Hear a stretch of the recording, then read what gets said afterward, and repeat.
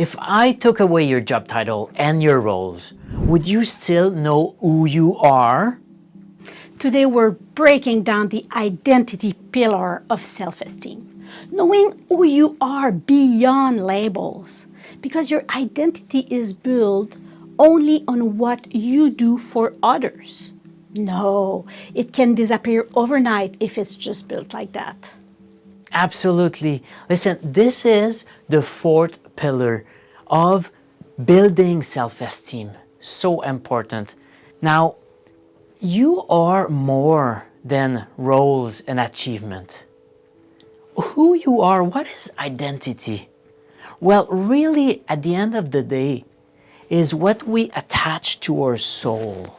It's your core values. Yours, not your parents, not your companion one. Your core values, your passions, and truth when no one's watching, without the bias. And many people define themselves by work, by cars, by their house, by family roles, or by accomplishment.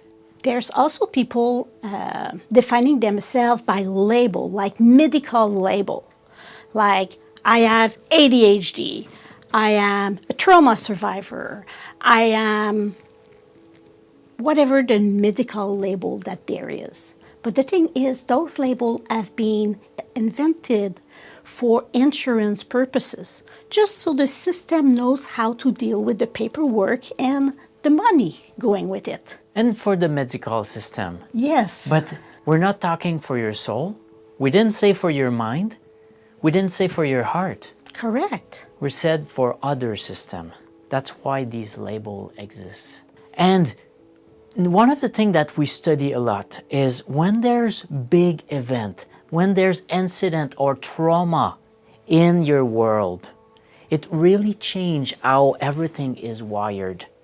And we start being our trauma. This is one of the phase we see that's major in the life of someone with trauma. They lose themselves in the impediment, in the sequence of events, the ripple effect from the trauma. They become not survivor, they are victim. Live by, they're victim because of that environment, because of what they attach in their mind. Now, why that matters, Valerie? The thing is, a stable identity, like the capability to make decisions, way easier. If the anchor, it's the anchor, when life changes. If you lose your job, if you know who you are and you have your anchor, you're all right, you'll find another one. If your kids grow up and they leave the home to go to college, you know who you are. You're still the same individual. And if you change in relationship, you also stay the same individual. You're not like half or broken completely because a relationship ended. This is so good. And we've talked about values. One of the quote I love to use, and when we say identity, knowing our identity makes decision easier. When we say in the quote, when value is clear, decision is easy. Walt Disney. Roy Disney, in fact, brothers. And this is so true in life, in business, in your work, in everything. When these values are clear, making that decision becomes so much clearer as well. And easier. So the thing is, if you don't have a stable identity, or if you don't have defined yourself by yourself, you will feel lost, invisible, like if life happened in front of you, or beside you, or constantly needing external approval. So what are some signs of shaky identity, JM? Absolutely. There are some tests or some questions you can ask yourself. If you're struggling to answer, who am I? Without roles or without task, that could be a major one. And I'm not saying it's easy. You need to sit down in a relaxed time and zone and space and be able to ask yourself who I am. Or changing personality to fit who you are with. Oh yes, you're with friends, you act, you're at home, you're kind of depressed. You're at work, you're the serious one. Like that remind me the Little Prince of Saint-Exupéry with all the different planets, by the way. But that's your identity. Exactly. If you have multiple identities like this, it's what we call shaky identity. You didn't put your value in perspective and in priority in your life so that you have one identity, one set of value. Or another one would be avoiding personal preferences to keep the peace. What we call the people pleasing. Exactly. So we have nothing against people pleasing. Nothing. What we're saying is the lack of solid identity, that shaky identity, brings that pleasing without pleasing ourselves. Remember, at the end of the day, we're pleasing others and we are probably dissatisfied. And at the end of the day, we want to build our self-esteem. So we need that identity. So I invite you to reflect. Can you name 5 things about yourself that have nothing to do with work or family? Amazing. Great question. Now, let's shift that around. How can we rebuild identity? I love self-discovery practice. You know, I go near a lake or a water beach or in the forest and I sit and journal. Personally, I love to do that in nature because I feel grounded. And you can also do some personality assessment. There's a ton existing online. And you can ask yourself, what lights me up? What brings me that joy or that flame inside of me that I become passionate, you know? And try to say your 5 top values. Just 5. Not 10, not 12. 5 top values. When I did that exercise first time, I remember it was kind of, oh, but I want that one. Oh, but I want respect as one. Oh, but I want learning as well. And I was conflicted because I was maybe having 15 values and I was having difficulty saying which one are my first top 5.